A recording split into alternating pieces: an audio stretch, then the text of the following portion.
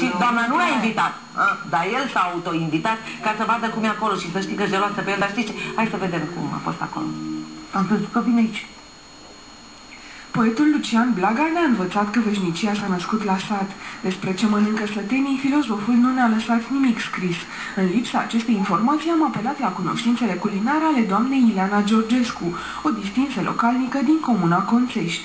Pentru că ieri a fost miercuri, în familia Georgescu s-a mâncat de post. Ce ați pregătit astăzi de mâncare, soțului? Pasulică pe zi de post. Așa. Așa.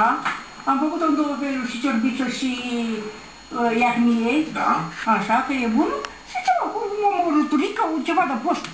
Curiozitatea ne-a împins să aflăm rețeta după care se pregătește tradiționala mâncare românească.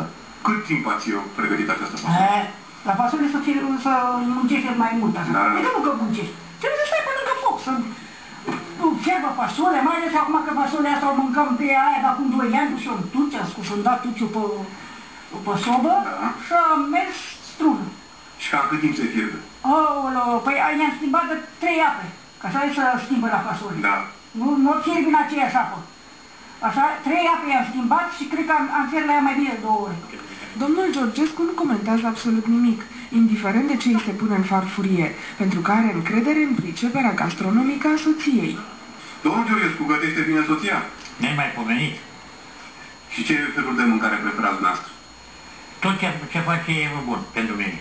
Secretul longevității e simplu și mi-l dezvăluie gazda noastră, o gospodină pe care orice bărbat și-ar dori-o la casa lui.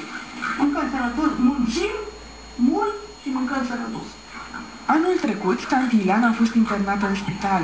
Acolo a avut ocazia să le dea o adevărată lecție de viață celorlalte paciente despre ce înseamnă viața la țară. Când le-am spus că am 9 porci de crescut și mi-a zis, păi și acum dacă te duci acasă, ce faci la porci? Păi să trebuie mâncare, ce să le fac? Nu trebuie să ia. Nu trebuie să mănânce și ei. Tinerețea Ilenei Georgescu a fost una revoluționară. A condus cu o mână de fier CAP-ul din Conțești. De meseria mea sunt tehnicien agronom. Și de 14 ani, 15 ani am fost aleasă președinta CAP-ului. Eu am înființat aici tovărășirile, eu am înființat aici CAP-urile, așa și acum am fost vicepreședinte, mai eu. Așa, noastră, o femeie micuță, o mână de om sunteți. Uite așa cum mă vedeți, tremura înaintea mea la oameni. Foarte drăguț. Știți ce m-am gândit, fetelor? De ce râde așa de una singură aici? Că am găsit soluția, tot nu știam eu ce să fac. Deci, ca să fie bine pentru mine, doamna Ileana, ori mă primiți la dumneavoastră la Conțești, ori îmi dați mie aia 10 porci aici la București. Nu că n-ar fi porcii pe aici, dar poate m-ar ajuta la dieta, a? Da, la mâncare sănătoasă. Mănâncă sănătos, normal. Porcul era sănătos, adică nu era bolnav. Sănătoasă. Dacă nu-i pasă rău porcul, da? Și legume mâncați de porc, de găini. Nu, și ce-am făcut, că după Revelion, sătulă de porc, gata.